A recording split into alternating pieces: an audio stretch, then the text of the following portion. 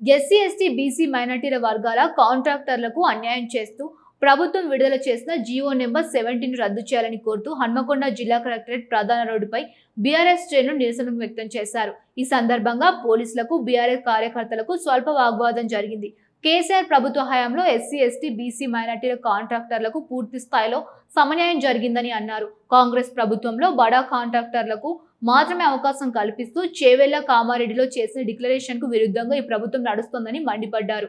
రేవంత్ రెడ్డి నీకు ఎవరిచ్చిండు అనేది విషయాన్ని సందర్భంగా తెలియజేస్తున్నాం.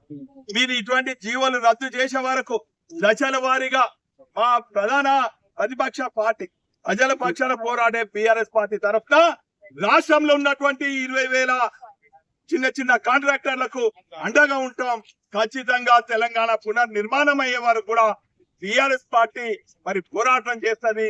రాష్ట్ర వ్యాప్తంగా ఉన్నటువంటి చిన్న కాంట్రాక్టర్లకు అండగా ఉండి ఈ జీవో నెంబర్ 17 రద్దే వరకు కూడా ఉద్యమిస్తామన్నటువంటి విషయాన్ని సందర్భంగా తెలియజేసుకుంటూ, అదే విధంగా గత 2 రోజుల నుంచి ఒక దగాబడి అన్యాయానికి గురైనటువంటి ఒక మహిళను అన్ని రకాలుగా వేధించినటువంటి సాయి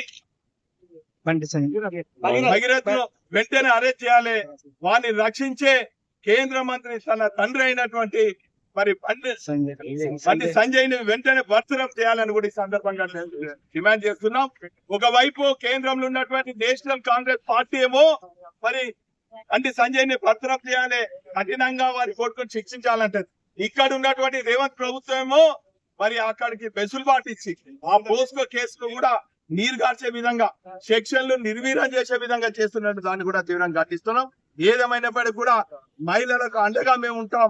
ఇటువంటి దగాబడ్డటువంటి బీజేపీ చేతిలో మరి కాంగ్రెస్ రేవంత్ కాంగ్రెస్ చేతిలో దగాబడ్డటువంటి మరి